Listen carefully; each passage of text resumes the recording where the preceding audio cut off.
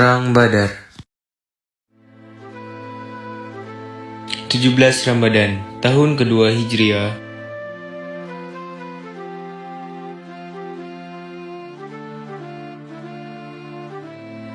Di sebuah lembah gurun pasir nan panas, terjadi sebuah perang yang terdokumentasikan abadi dalam sejarah. Inilah perang terbuka pertama kaum muslimin melawan Quraisy Mekah.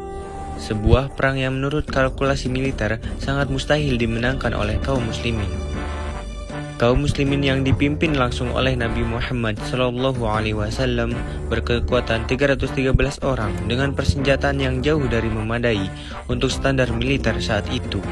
Sedangkan kaum Quraisy Mekah yang dipimpin oleh Abu Jahal berkekuatan 1000 orang dengan persenjataan lengkap ditambah 700 ekor unta dan 300 kuda. Mengetahui kekuatan pasukannya kalah jauh, Nabi Muhammad menggunakan strategi militer yang brilian. Pasukannya mendekati lembah Badar, menduduki beberapa sumber air, dan menimbun sumur-sumur yang tersisa. Strategi ini berhasil. Kaum muslimin berhasil mendikte langkah pasukan Quraisy Mekah agar mendekati lembah Badar melalui jalan yang telah ditentukan. Malam hari sebelum terjadi peperangan, terjadi hujan di daerah pasukan muslim. Ini membuat pasukan muslim merasa lebih segar dan tanah lebih padat, tidak berdebu. Esok harinya, bulan Ramadan, hari ke-17 di tahun kedua Hijrah itu, kaum muslim berhadap-hadapan dengan Quraisy Mekah. Kaum Quraisy menghadap timur, melawan silaunya matahari yang mulai meninggi, seperti yang sudah direncanakan oleh Nabi Muhammad dan para sahabatnya. Perang Badar tidak terjadi begitu saja. Namun perang ini memiliki penyebab dari beberapa tahun sebelumnya, yaitu kaum Quraisy mengusir Nabi Muhammad dari Mekkah. Pada usianya yang ke-40, Nabi Muhammad menerima wahyu pertama sekaligus memulai era kerasulannya.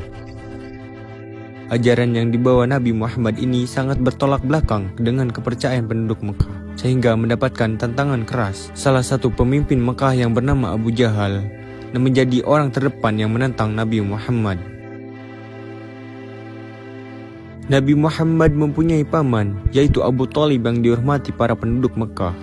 Ketika Abu Thalib masih hidup, Abu Jahal dan pemimpin Mekkah lainnya lebih banyak membujuk Nabi agar tidak menyebarkan agama baru yang dibawanya.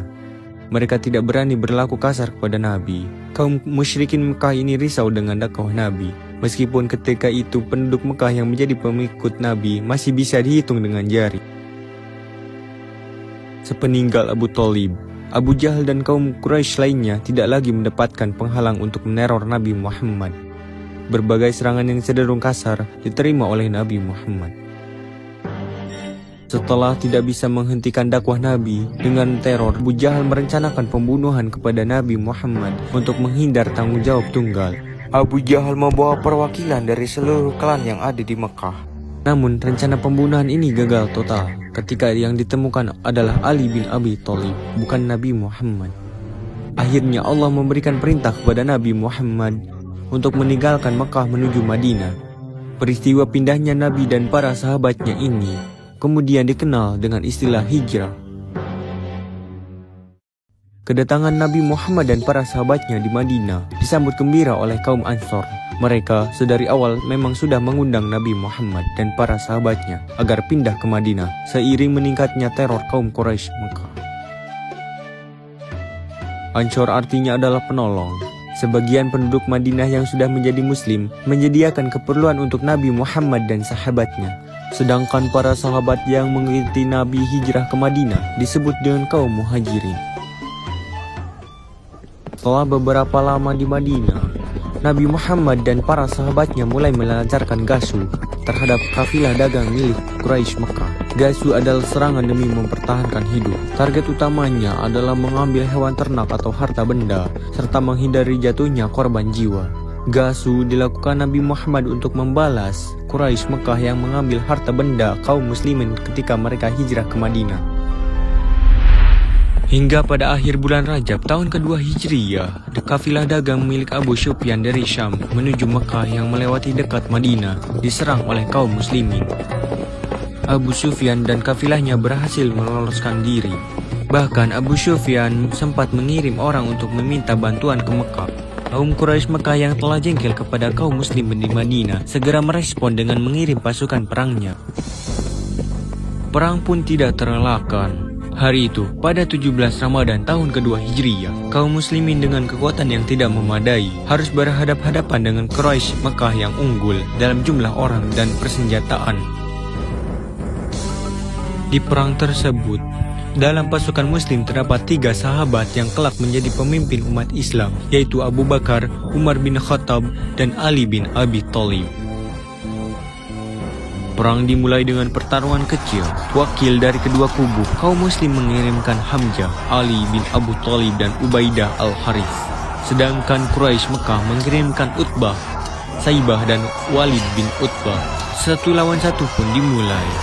Dan akhirnya ketika wakil Quraisy Mekah itu tewas, sedangkan wakil kaum muslim hanya Ubaidah yang mendapatkan luka agak serius sehingga tidak mampu melibatkan diri dalam peperangan.